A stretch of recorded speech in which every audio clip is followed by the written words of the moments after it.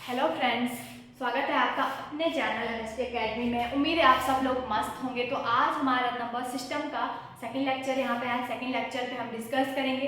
इससे पहले हमने नंबर सिस्टम का फर्स्ट लेक्चर पढ़ा एंड उसमें हमने बहुत सारी बेसिक चीज़ें कवर करी, बहुत सारे रूल्स पढ़े एंड आई होप आपको अच्छे से समझ में आ गया होगा। जो नए हैं इस चैनल पे वो इससे पहले जो फर्स्ट हमने यहाँ पे लेक्चर पढ़ा था नंबर सिस्टम का, उस वीडियो को ज़रूर देख लें। ओके, मैं यहाँ पे आपको आज नंबर सिस्टम का सेकंड लेक्चर बताऊंगी। तो इसमें भी हमें नॉर्मल ही बेसिक चीज़ें ही पढ़नी है। इससे पहले भी हमने नॉर्मल ही चीज़ें पढ़ी थी, ज़्यादा कोई ऐसा बड़ा फॉर्मूला फिर ऐसी मुश्किल कोई भी चीज़ नहीं थी। नॉर्मल आपने वो पहले भी पढ़ा होगा, हो सकता है कुछ नहीं पढ़ा, कुछ पढ़ा होगा, तो मतलब वो बेसिक ही था पूरा, है ना। छोटी सी चीज़ ही हम यहाँ पे डिस्कस करी थी इससे पहले वाले वीडियो में, और आज भी हम छोटी सी चीज़ ही डिस्कस करेंगे।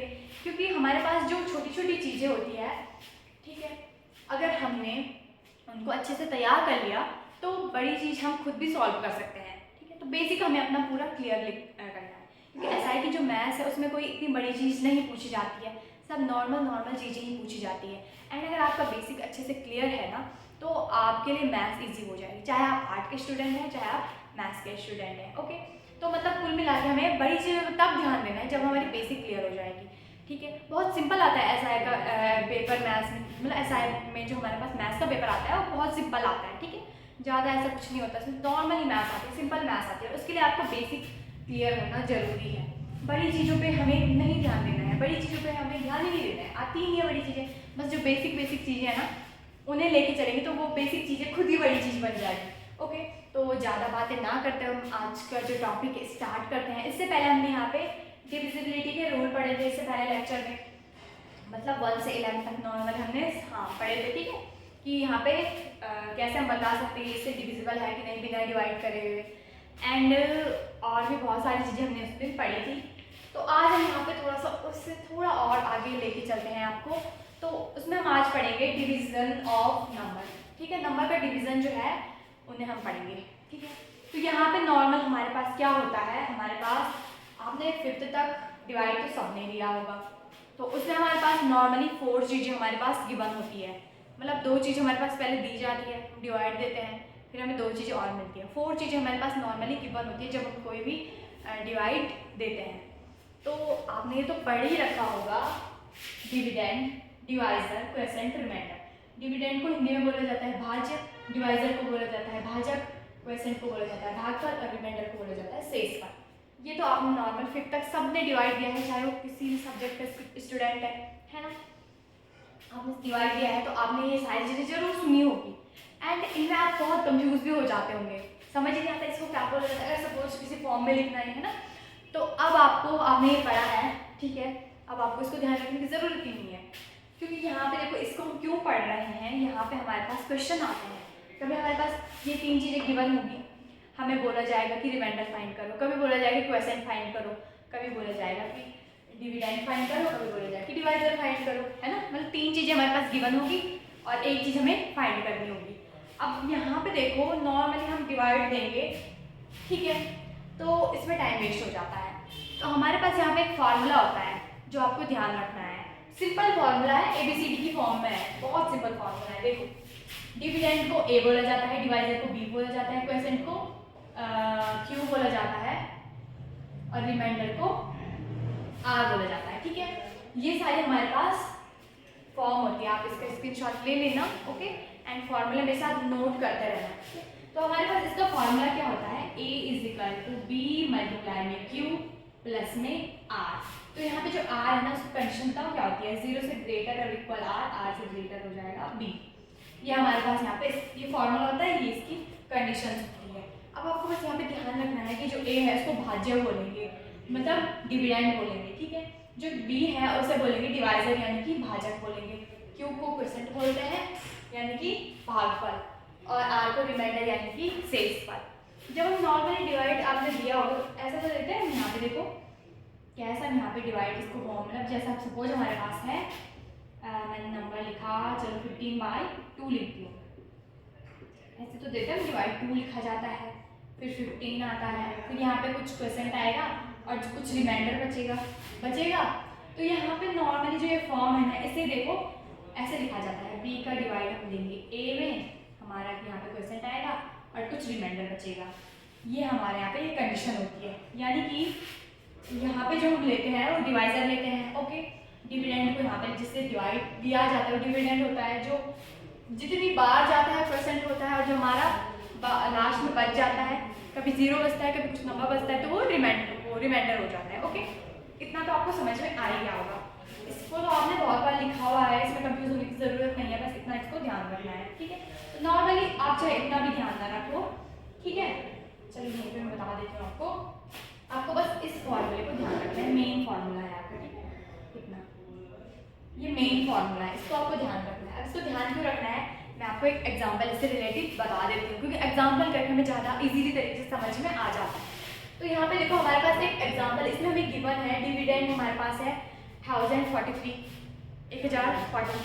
ठीक है, क्वेश्चन हमारे पास 11 गिवन है और रिमाइंडर हमारे पास 20 गिवन है। हमें क्या निकालना है, डिवाइजर निकालना है। ठीक है, तो सबसे पहले हमें ABC की फॉर्म में पहचानना आना चाहिए।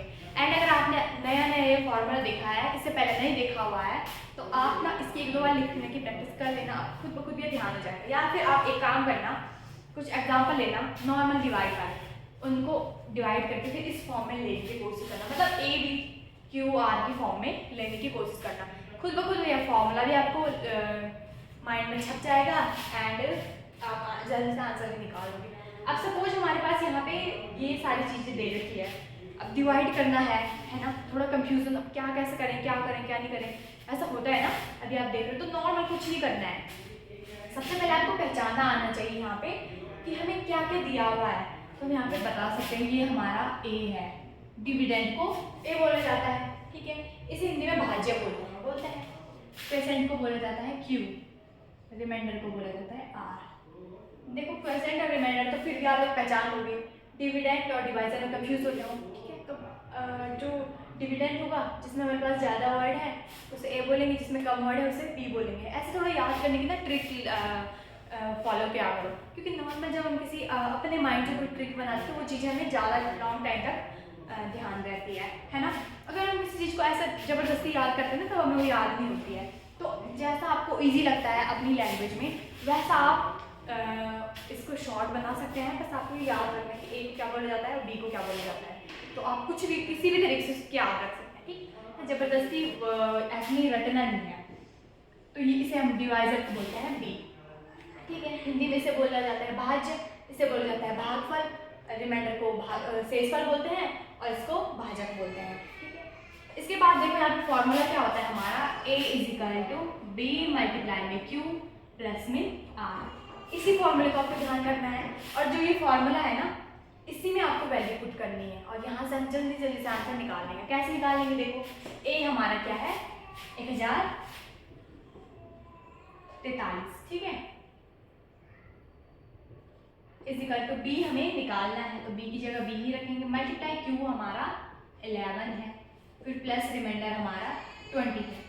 हमने देखो फॉर्मूला लिखा एंड जो हमारे पास गिवन था वो हमने फॉर्मूले में रखा, यानी कि A की जगह हमने जो दिया हुआ है वो रखा, B की जगह कुछ नहीं दिया हो तो B ही रखेंगे, Q की जगह 11 रखा, 11 गिवन है हमारा परसेंट, और रिमाइंडर 20 है तो 20 रखा। देखो अगर आपके पास सपोज आपको फॉर्मूला पता नहीं होता, ऐसे जो क्वेश्चन है ना एग्जाम में पूछे जाते हैं। ठीक है, अगर आपको सपोज पता नहीं होता तो आप क्या करते हैं, कुछ देर तो सोचने में लगाते पहले कैसे निकालेंगे से, फिर उसको डिवाइड वाले उसमें रखेंगे, फिर यहाँ पे दिमाग आपको मल्टीप्लाई करना पड़ेगा, नहीं फिर आपको मतलब टाइम वेस्ट हो जाएगा इसमें। भले ये डिवाइड से भी निकल जाएगा, आप अगर उसको इस फॉर्म में लिखोगे ना B डिवाइडेड, इस फॉर्म में B डिवाइडेड A, यहाँ पे परसेंट और यहाँ पे रिमाइंडर, भले इस फॉर्म से भी निकल जाएगा, बट यहाँ पे थोड़ा सा मतलब आपको सोचना ज़्यादा पड़ेगा, कैलकुलेशन थोड़ा ज़्यादा करनी पड़ेगी। और यहाँ पे आपको सिंपल फॉर्मूला पता होना चाहिए, वैल्यू पुट करी और फटाफट से जो कुछ करना है वो किया एंड हमारा आंसर यहाँ पे जल्दी से निकल जाएगा। ठीक है, अब यहाँ पे देखो 43, अब हमें जो निकालनी होती है ना चीज़, बाकी की चीज़ें हम वहाँ इक्वल के आगे ले जा लेते हैं। ठीक है, तो हमें निकालना क्या है, B निकालना है, इसको थोड़ा सिंप्लीफाई करेंगे। तो देखो 20 को लाएंगे इधर, क्योंकि अभी ये मल्टीप्लाई है ना, मल्टीप्लाई, तो हम यहाँ पे क्या करेंगे, पहले 26 को माइनस करेंगे, यानी कि इक्वल 20 पॉजिटिव है, इक्वल किधर आएगा तो माइनस का आएगा। ठीक है, = B × 11, ये 20 हमने इक्वल किधर माइनस में लाना। ओके, क्योंकि जब हम इक्वल के इधर ले जाते हैं ना कोई चीज़ को, पॉजिटिव होती है तो वो माइनस में चली जाती है, अगर माइनस की होगी तो पॉजिटिव में इक्वल के उधर चली जाएगी, ओनली इक्वल के उधर चले जाते हैं। ओके, इसको फटाफट से माइनस कर देते हैं, तो हमारा आ रहा है 123 is equal to b multiply 11।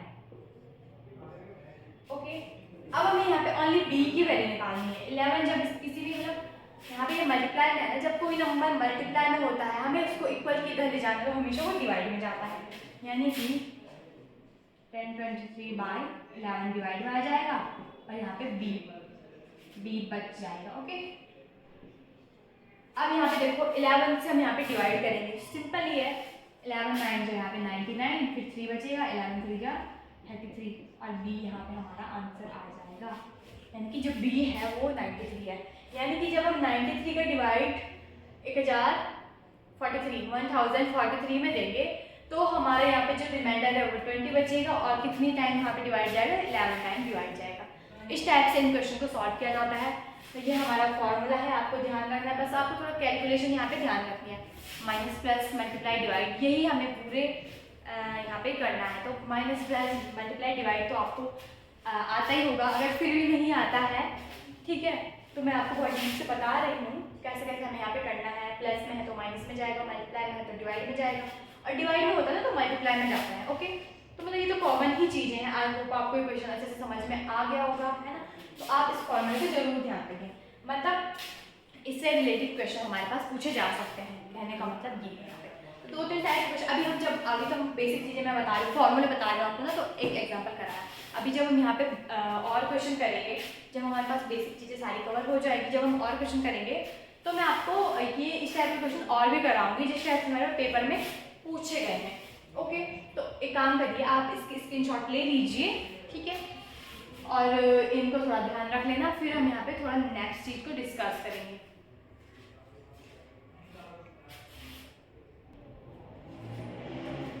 Okay friends, आपने स्क्रीनशॉट ले ली होगी। तो नेक्स्ट हमारे यहाँ पे टॉपिक है बेसिक चीज़ें।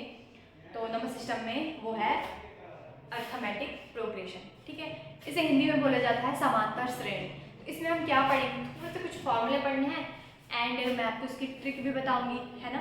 वैसे आपके पास नॉर्मल ही आएंगे, बट यहाँ पे फिर भी आपको थोड़ा सा इसका बेसिक यहाँ पे जानना है, क्योंकि अगर आपको पता ही नहीं होगा अर्थमेटिक प्रोग्रेशन में, आपके पास कोई सीरीज आ रखी है तो आप नॉर्मली कैसे समझ पाओगे, ठीक है। तो इसमें हम यहाँ पे क्या समझेंगे, सबसे पहले अर्थमेटिक प्रोग्रेशन में हमारे पास होता क्या है, आपने सीरीज देख रखी होगी नॉर्मली कि हमारे पास होगा 1 2 3 4 5 सो चलता रहेगा, ठीक है। यहाँ पर मैंने एग्जाम्पल लिखा एंड हमें सपोज यहाँ पे आपके लिए बोला जा सकता है कि हमें इसका मतलब ये 5 तक हमारे पास नंबर है ना, 1 2 3 5 तक नंबर है एंड सीरीज में चल रहे हैं, है ना। हमें बोला जा सकता है इसकी 10th टर्म निकालो या फिर इनका सम निकालो। तो इसके लिए हमें यहाँ पे क्या है, एपी की जानकारी होनी चाहिए। अर्थमेटिक प्रोग्रेशन की शॉर्ट फॉर्म एपी होती है, एपी से नॉर्मली बोला जाता है। अगर आपकी मैथ्स थोड़ी तो 10th 12th तक आपने पढ़ा होगा, है ना, नहीं भी क्योंकि तो होगा। तो देखो यहाँ पे इसको बेसिक से पूरा लेके चलेंगे। अर्थमेटिक प्रोग्रेशन में हमें यहाँ पे पढ़ना क्या है, नॉर्मली आपके पास एग्जाम में बोला जाता है कि इनका सम फाइंड करो, या फिर हमें बोला जाता है एक टर्म फाइंड करो, कोई सी भी एन की टर्म फाइंड करो। मतलब एन के यहाँ पे नेचुरल नंबर कुछ भी हो सकता है, 1 2 3 4 कुछ भी हो सकता है। सपोज किसी में ले लेते हैं, बोला जा सकता है इसकी नेक्स्ट टर्म फाइंड करो, है ना, या फिर बोला जा सकता है इन टर्म्स का सम फाइंड करो। जब हमारे पास ऐसी कंडीशन आती है तो इसके लिए हमें एपी की ज़रूरत पड़ती है। तो एपी की जो नॉर्मल फॉर्म होती है वो होती है ए कॉमा ए प्लस डी कॉमा ए प्लस 2d कॉमा ए प्लस 3d कॉमा ए प्लस 4d कॉमा और डॉट डॉट डॉट ही चलता रहेगा, ठीक है।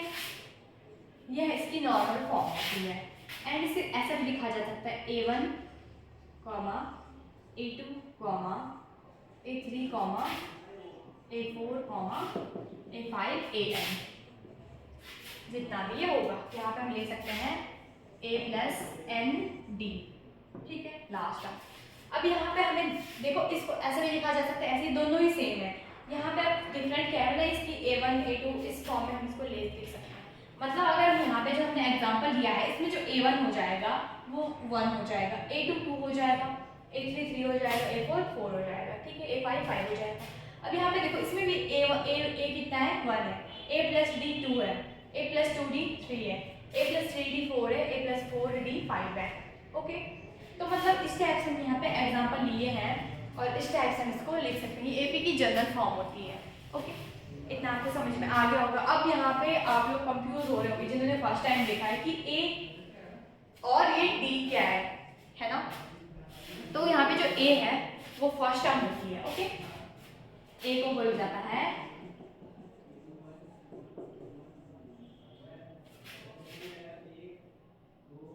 फर्स्ट टर्म, ठीक है, A को फर्स्ट टर्म बोला जाता है। एंड जो D है यहाँ पे हमारा स्मॉल जो D है इसे बोला जाता है कॉमन डिफरेंस।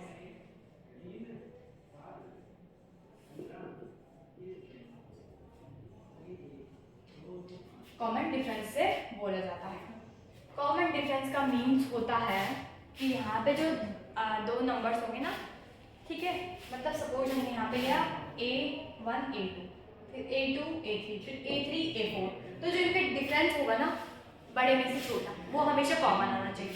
मतलब जो D की यहाँ पे कंडीशन होती है ना, D की is equal to A2 minus A1, A3 minus A2, A4 minus A3, तो इनका जो कॉमन डिफरेंस है ना सबका D आना चाहिए। अगर ये सबका कॉमन डिफरेंस D आता है, ठीक है, तो हम कह सकते हैं कि जो हमारे पास गिवन है वो एक AP होगी। अगर नहीं आता, अगर डिफरेंस अलग अलग आ रहा है तो वो AP नहीं होगी। जो हमने यहाँ पे एग्जाम्पल लिया है ना इसी में समझते हैं, ठीक है, 1 2 3 4। तो यहाँ पे देखो अगर हमें सपोज यहाँ पे हमारे पास एक फर्स्ट टर्म A है ना, चलो मैं पहले इसको थोड़ा सा रफ कर लेती हूँ फिर आपको समझाती हूँ। आप इसको वैसे हमेशा नोट भी करते जाइए। ओके, तो यहाँ पे देखो मैंने जो एग्जाम्पल लिखा हुआ है 1 2 3 4 और जितना भी ये चलता रहेगा लास्ट तक, यहाँ पे हमने एग्जाम्पल लिखा हुआ है। तो इसमें हमें पहचानना क्या है, सबसे पहले फर्स्ट टर्म, ठीक है, फर्स्ट टर्म जो इसमें है हमारी वो है 1, ठीक है।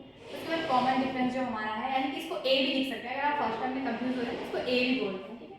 D को बोला जाता है कॉमन डिफरेंस, तो वो हमारा क्या आएगा A2 माइनस A1, तो A2 माइनस और इज इक्वल टू में A3 माइनस A2 और इज इक्वल टू में A4 माइनस A3। हमेशा मतलब इसी टर्म में चलता रहता है, बस यहाँ पे मतलब गैप नहीं होना चाहिए। ऐसा नहीं होना चाहिए कि आप A1 में से A3 को माइनस कर रहे हैं, मतलब A3 में से A1 को माइनस कर रहे हैं, ऐसे नहीं करना है, ठीक है।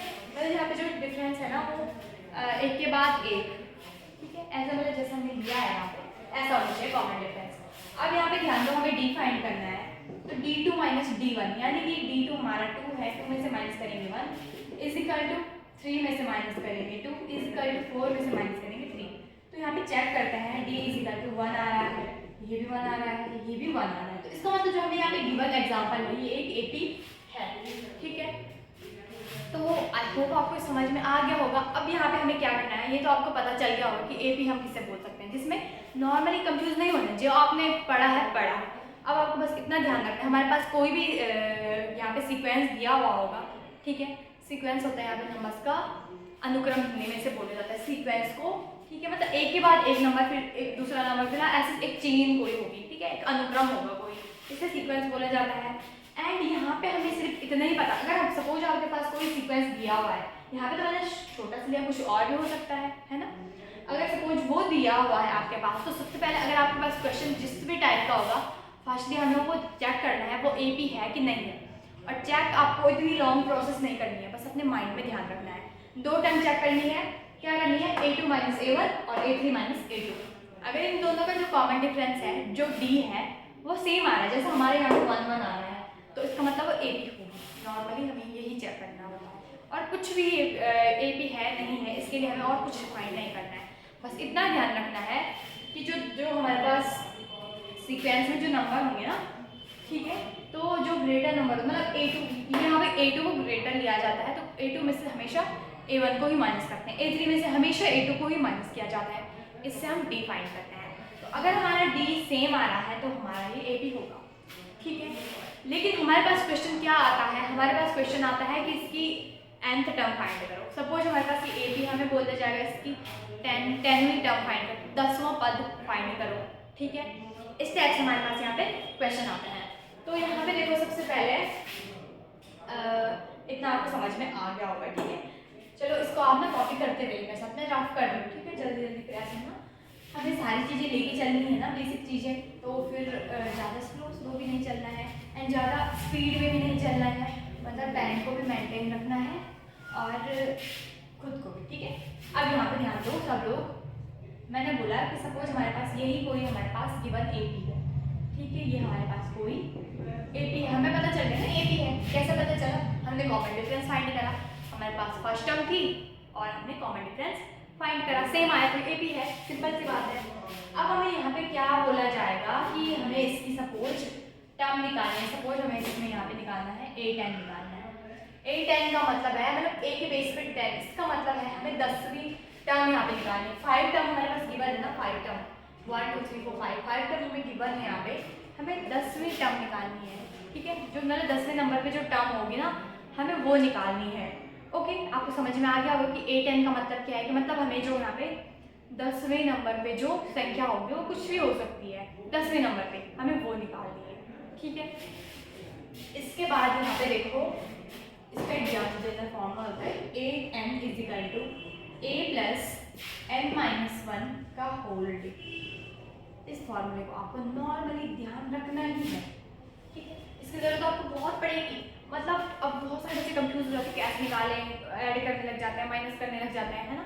ऐसा नहीं करना है, इस फॉर्मूले की हेल्प से आप इजीली तरीके से निकाल सकते हो। बस आपको अपनी कैलकुलेशन थोड़ा सा और सिंप्लीफिकेशन थोड़ा सा ठीक ठाक रखनी है, वो हो जाएगी, है ना। जैसे जैसे हम आगे आगे बढ़ेंगे वैसे वैसे हमारी सिंप्लीफिकेशन कैलकुलेशन भी आगे आगे बढ़ेगी, ओके। तो यहाँ पे देखो हमें यहाँ पे इस फॉर्मूले को ध्यान रखना है। अब यहाँ पे जो AN है ना, AN, ठीक है, वो कौन सी टर्म है? जो लास्ट टर्म है, AN को बोला जाता है लास्ट टर्म। जैसे इसमें यहाँ पे लास्ट टर्म A10 है ना, तो यही AN यहाँ पे लास्ट टर्म है, ओके। अब हमें देखो N क्या होगा, बड़ी मुसीबत हो गई, N तो बताया ही नहीं, तो यहाँ पे कंफ्यूज होने की जरूरत नहीं है। N हमारा क्या होगा, जितनी टर्म मिली बढ़, सपोज देखो यहाँ पे 5 हमारे पास यहाँ पे टर्म दिख रही है ना, बीच में स्किप करा हुआ है डॉट डॉट, उसके बाद A10 है, यानी कि A10 का मतलब है टोटल जो टर्म है ना वो 10 टर्म है हमारी, टोटल 10 टर्म है हमारी। एंड हमें N की वैल्यू पता चल गई, जो N होता है ना, ये बेस पे लिखा हुआ तो है, ये है यहाँ पे, ठीक है। तो अब हमें यहाँ पे देखो क्वेश्चन में सबसे पहले लिखना है गिवन में, इसको जरूर सॉल्व कर लेते तो आपको ज़्यादा बेटर समझ में आ जाएगा। A फर्स्ट टर्म होती है तो वो कितनी है 1, D हमें निकालना है, कॉमन डिफरेंस हमने अभी अभी निकाला था, कैसे निकाला था, A2 - A1 = A3 - A2, इसी से तो निकाला था हमने D। तो D हमारा आ रहा था 2 - 1 = 3 - 2, यानी कि D = 1, ये 1 आ रहा था ना, इसमें भी 1 आ रहा है, इसमें भी 1 आ रहा है, तो D हमारा 1 आ रहा है, ओके। अब यहाँ पे हमें क्या करना है, N = 10, वही तो निकालना है हमें, 10वीं टर्म निकालनी है। तो N की कौन सी, जितनी है जो हमें टर्म पूछी जाती है, जितनी टर्म हमें निकालनी होती ना, वो N की वैल्यू हो जाती है। जैसे हमने बोला कि 10वीं टर्म हमें निकालनी है, तो N की वैल्यू 10 हो जाएगी, ओके। अब हमें निकालना क्या है, 10वीं टर्म निकालनी है, कि A10 हमें निकालना है। निकालेंगे, कैसे निकालेंगे, फॉर्मूला दिया हुआ है, इसको थोड़ा सा मैं गोले को सही कर देती हूँ, ठीक है। फॉर्मूला लिखेंगे A10 = A प्लस, अभी मैं वैल्यू रख रही हूँ, A + n-1 का होल डे। A हमारा है 1 प्लस n-1 यानी कि 10 - 1 होल डे, यानी कि 1 ही तो रहा है हमारा कॉमन डिफरेंस, ये कॉमन डिफरेंस है, फर्स्ट टर्म है n हमारी, जितनी टर्म में पूछी गई है, ओके। अब A10 हमें निकालना है = 1, 10 में से 1 गया तो 9 रहता है, एंड 9 × 1 करेंगे। अब यहाँ पे देखो बहुत सारे बच्चे यहाँ पे बोलते हैं कैसे सॉल्व किया होगा ना, तो बता देते हैं। यहाँ पे देखो हमारे पास फॉर्मूले में हमने रख दिया, इतना आपको आ गया होगा, है ना। अब इसको सॉल्व कैसे करते हैं, सबसे पहले ब्रैकेट सॉल्व किया जाता है। जब हम सिंप्लीफिकेशन पढ़ेंगे ना, तो मैं आपको और अच्छे से बताऊंगी डिटेल में, ठीक है। तो सबसे पहले सिंप्लीफिकेशन सबसे पहले ब्रैकेट सॉल्व करा जाता है, ओके। जैसे हमारे पास ब्रैकेट दिख रहा है ना 10 - 1, तो उसको सॉल्व करेंगे। जो ब्रैकेट के अंदर जो कुछ भी दिया होगा, माइनस प्लस मल्टीप्लाई डिवाइड जो भी दिया होगा, सबसे पहले वही सॉल्व करेंगे ब्रैकेट। तो ब्रैकेट को सॉल्व किया हमने, तो 10 में से 1 माइनस करेंगे तो 9 रह रहा है, फिर मल्टीप्लाई 1, ब्रैकेट सॉल्व हो गया, 1 + 9 × 1। अब इसके बाद डिवाइड सॉल्व किया जाता है, डिवाइड तो है नहीं, फिर मल्टीप्लाई सॉल्व करेंगे, मल्टीप्लाई दिख रहा है ना, दिख तो रहा है 9 × 1, 9 मल्टीप्लाई 1 यहाँ पे देखो अभी तो 1 ही है ना, यहाँ पे तो ज़्यादा मतलब सिंपल है, कुछ और नंबर होगा तभी आपको सबसे पहले मल्टीप्लाई करना है। तो 9 मल्टीप्लाई 1 करेंगे तो कितना आएगा, 9 ही आएगा। फिर प्लस माइनस करते हैं तो यहाँ पे 8 की जो वैल्यू है वो आ जाएगी 1 + 9 यानी कि 10, यानी कि जो हमारी 10वीं टर्म है वो भी हमारी 10 ही है, इसमें तो 10 ही आई है, किसी में कुछ और आ सकती है, तो इसमें कंफ्यूज होने की ज़रूरत नहीं है। तो ये होता है हमारा यहाँ पे टर्म फाइंड करने का फॉर्मूला, आपको उसको ध्यान रखना है। एंड अब ये ज़रूरी नहीं है कि हर टाइम आपको बस यही बोला जाए कि 10वीं टर्म निकालो, 15वीं टर्म निकालो, कोई सी भी टर्म निकालो, है ना। आपके पास बोला जा सकता है फर्स्ट टर्म निकालो, कॉमन डिफरेंस निकालो, कुछ भी आपके पास बोला जा सकता है। तो नॉर्मली आपको बस यही फॉर्मूला याद रखना है, इसी फॉर्मूले से बाकी की चीज़ें भी फाइंड करेंगे। तो जैसे जैसे हम यहाँ पे क्वेश्चन की प्रैक्टिस करेंगे ना, तो मतलब जिस टाइप की मैं आपको फालतू चीज़ नहीं कराऊंगी, क्योंकि अगर हम एक ही पढ़ने लगे तो इसमें ना बहुत सारी चीज़ें हैं, तो मैं आपको वो सारी चीज़ें कराऊंगी जो आपके लिए इम्पॉर्टेंट है। तो मैं आपके लिए पेपर में जो हमारे पास बनता है शायद उसके लिए ज़रूर चेक करूँगी। हमारे पास एक स्टेप के क्वेश्चन आते हैं एंड बहुत ही सिंपल क्वेश्चन आते हैं, ज़्यादा डीप नहीं आते हैं, तो आपको मुझे नॉर्मली फॉर्मूला थोड़ा ध्यान रखना है, ओके। एंड बाकी के हम क्वेश्चन के अलग अलग टाइप के क्वेश्चन आते हैं तो उनकी प्रैक्टिस करते रहेंगे। फिलहाल आप इस टॉपिक की स्क्रीनशॉट ले लीजिए, ठीक है, मतलब ये फॉर्मूला जो एग्जाम्पल मैंने कराया है इसकी स्क्रीनशॉट ले लीजिए। उसके बाद मैं आपको सिर्फ जो ए बी ये जो हमारे पास फॉर्मूला है ना, कुछ चीज़ें ऐसी हैं जिनकी मैं आपको ट्रिक बताऊंगी यहाँ पे, उनको आपको फॉर्मूला भी याद नहीं करना, कुछ याद नहीं करना, बस नॉर्मल से हमें ट्रिक ध्यान होनी चाहिए और हम फटाफट से यहाँ पे उसका आंसर निकाल सकते हैं। और फटाफट से इसको स्क्रीनशॉट ले लीजिए। इसके बाद एक और फॉर्मूला इसका सम वाला, वो भी मैं आपको बता देती हूँ, ठीक है।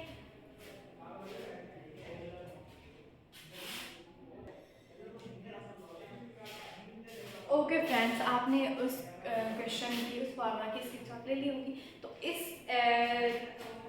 टॉपिक में हमारे पास एक और फार्मूला है सम फाइंड करने का, मतलब एपी का सम कैसे फाइंड किया जाता है, सम ऑफ एपी कैसे फाइंड किया जाता है, यानी कि जो हमारे पास समांतर श्रेणी है उसका हम योग कैसे निकालते हैं, है ना। आपके पास क्वेश्चन होगा, किसी भी टाइप का क्वेश्चन हो सकता है। यहाँ पे ऐसा होता है ना कि बोलते नॉर्मल क्वेश्चन है बट थोड़ा सा घुमा फिरा के दिए जाते हैं, जैसे कुछ भी दिया जा सकता है ना, सम हमें फाइंड करना है। तो नॉर्मल का कॉमन फॉर्मूला ये होता है।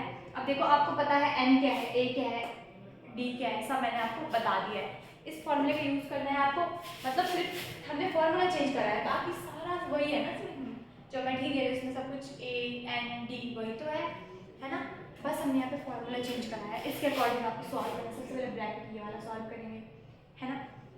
इस स्टेप से आपको फिर हम मल्टीप्लाई करेंगे, फिर इसको ऐड होगा तो होगा, फिर इस ब्रैकेट को खोलेंगे, फिर मतलब सिंप्लीफिकेशन करने का यहाँ पे तरीका आपको पता होना चाहिए, ओके।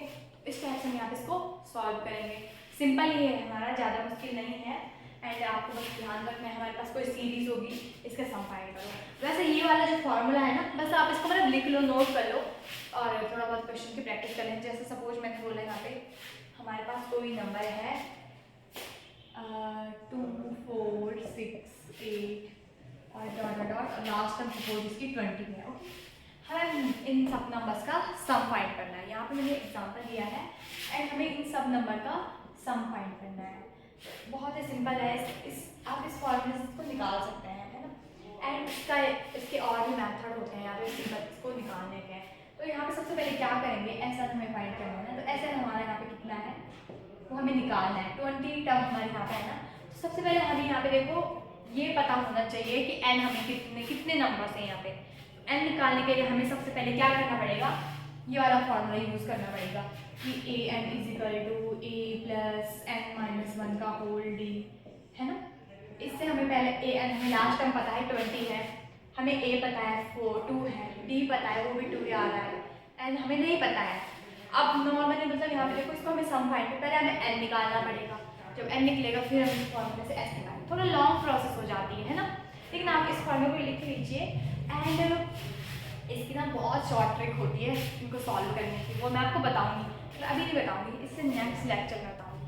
आज के लिए बस आपको ये फॉर्मूला ध्यान रखना है कि ये कॉमनली फॉर्मूला है, इससे हम जल्दी जल्दी निकाल सकते हैं, ठीक है। और इस फॉर्मूले को बस ऑनली नोट कर लीजिए और थोड़ा बहुत प्रैक्टिस कर लेना, क्योंकि और तो नहीं काम आएगा ये, बट जो आपकी सिंप्लीफिकेशन है उसको थोड़ा सा फास्ट करने के लिए आपके काम आ सकता है। हो सकता है किसी क्वेश्चन में ये आपके काम आ सकता है फॉर्मूला, है ना।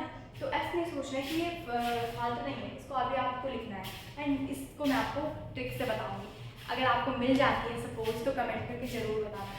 एंड अगर आपको वीडियो पसंद आई तो चैनल को सब्सक्राइब, वीडियो को लाइक ज़रूर करना, ओके। एंड जो नए स्टूडेंट हैं और जो मतलब फर्स्ट टाइम ये लेक्चर देख रहे हैं तो वो अपने दोस्तों को शेयर भी कर लें और चैनल को सब्सक्राइब भी कर लें। तब तक के लिए